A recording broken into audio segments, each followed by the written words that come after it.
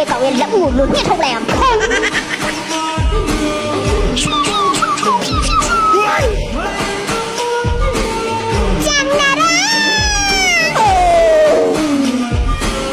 ရှောင်းရင်းသေးမယ်နော်မတက်ရဲ့ပြပြီနော်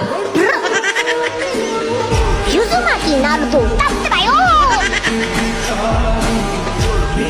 ခုနကဒရွေးနဲ့ထွေးလိုက်